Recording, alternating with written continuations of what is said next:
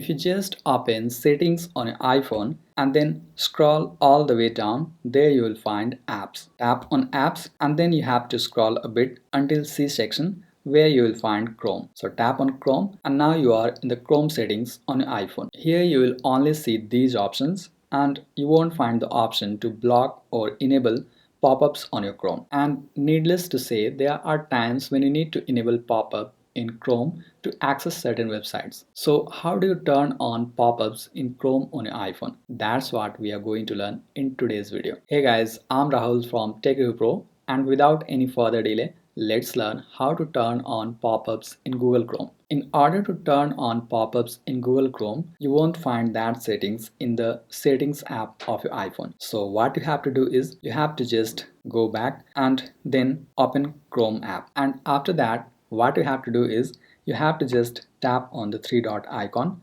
and then you will see these options here.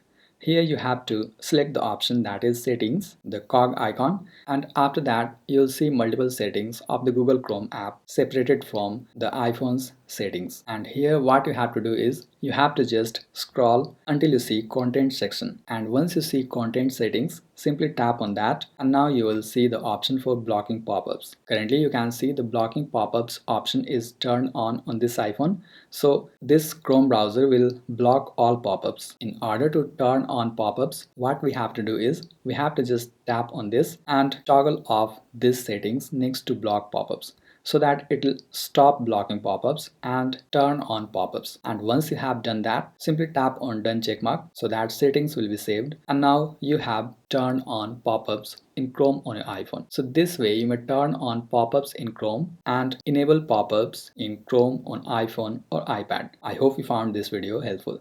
And by the way, if you want to learn how to turn on pop-ups in Safari on iPhone, make sure you tap here to watch this video. I'm Rahul signing off, and I'll see you in the next video.